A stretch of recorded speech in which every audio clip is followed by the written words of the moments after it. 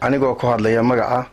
guddiga komishinka qaranka ahna guddoomiyaha gobolka Awdal ee guddiga doorashooyinka waxaan halkan ka cadeynayaa in gobolka Awdal ay ka hawl galeen 162 goobood oo kala ah goob doorasho oo kala ah degmada Sayla 29 goobood degmada Lughayana 24 goobood degmada Boorama waxa laga hawl galayaa 27 goobood 40 goobood oo dibadeeda ah degmada Boorama iyo 32 goobood oo ah gudaha guud ahaan xaaladda degmada Bakina waxa weeyaan 37 goobood ayay tahay sidaas ay ku noqonaysaa 162 goobood oo goobta laga qaadanaya kaararka ah ilaa iyo haddana aad iyo aad bay u socotaa hawsheedu sidaa darteed dadweynahana waxaan aad ugu wargelinaynaa inay qaataan kaarka codbixinta waayo maalinta codbixintu waa maalin kaliya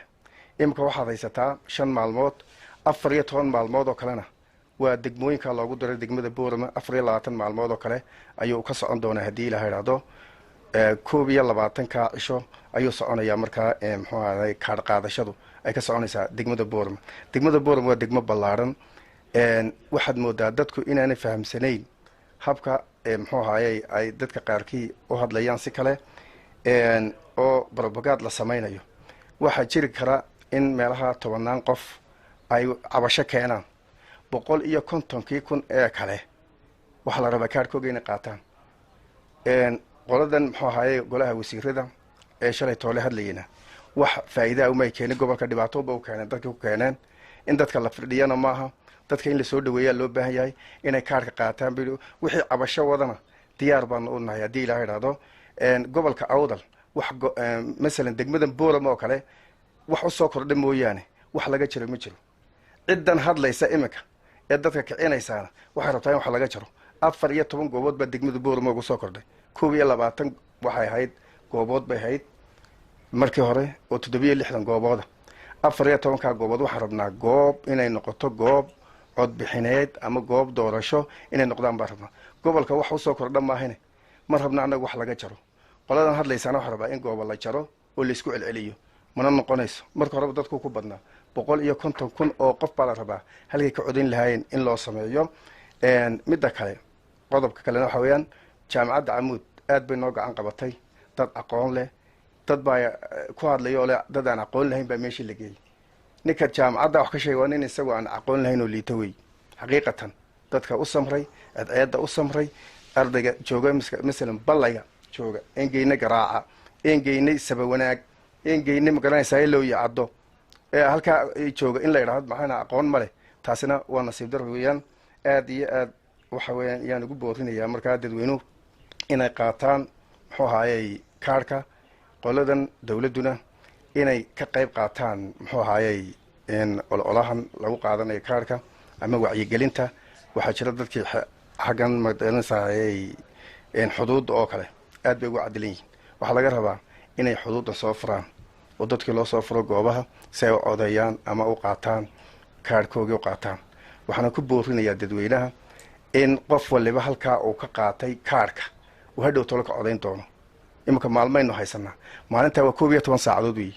12 saacadood intuu raadinay kama gaarsiin karo laakiin halka maanta uu ka qaatay kaarka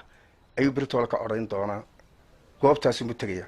mesela waxa jira goobo la kala jabiyay oo ahaa hanuuninta kale waxa loo kala hurugta ganacsiga oo ka qaadan doono Al-Furqaan iyo magaranaysaa bacadlaha eriyada bacadlaha iyo hanuuninta saddexda goobood baa loo kala jabiyay kuwa kala jira oo la kala jabiyay macnaha waa 14 goobood ee ku soo biiray imika lagu soo diray komishiga ku soo daray weeyaan hadhowna la doonayo inay noqdaan goobo codbixineed kuwaas rag rabaan in la jaro 2 maalmood lagu kordhinay 14 maalmood bay haystaan dadku 14 ka maalmoodna way qaadan doontaa hawshuna saas oo socon doontaa qodobka kale waxa weeyaan shalay tolo waxa hadlay meeyarkii degmada oo nasiib daro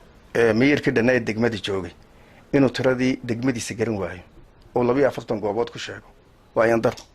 meediyaana oo ka sheegay waxa weyn horta inuu wareysto komishinka u yimaado imise goobadba degmada Boorama dhexdeeda ah u yiraahdo degmada Boorama waa imise u yiraahdo waxa weeyaan bara saabka gobolkana waxaa looga baahan yahay dee inuu hargeysa hoydo maana inuu halka nagala shaqeeyahay mana anaan arag maalin baa anagu xafiiska ugu tegin anuu guddoomiye gobolka ah weli isma anaan arag waxa weeye inuu annagana waraysto inuu intuu t v fadhiisto uu wuxuu doona isaga hadla maaha waayo waxa weyan waxaan waa bulshada in la kiciyo maaha bulshada waxa weeyaan in lagu wacdiyo inay qaataan magaranaysaa kaadhkooga si fiican a u qaataan oo xora oo doorasho cadaalado xora ay galaan hadhow toona qofka ay doonayaan ugu ridaan marka waxa weeyaan arrimaha noocaasa in maamulka gobolku ka waantoobo waxa weeyaan meeyarka wuxuu ka qaatay kaadhkiisa wuxuu iska diiwaangeliyey muxuu ahaa hanuuninta waa goobihii la kala jebiyey wuxuu ka codayn doonaa alfurqaan buu ka codayn doonaa oo rugta ganacsiga ah halkaa uu ka qaatay kaadhka waxna iskuma jiraan waa inuu naqaanaa alfurqaan iyo hanuuninta intay isku jiraan intaas maaha wax miidiya lala tago oo la idhaahdo cambaarayn laga dhigo 10 qof oo cabasho keenayna in 150,000 oo qof oo maanta gobolka awdal kaadhkoogii yaalla halkaa 147,000 in propaganda la geliyo oo la idhaahdo meeshii waxba kama jiraan waa ayaan darro taasina aad iyo aad baad mahadsantihiin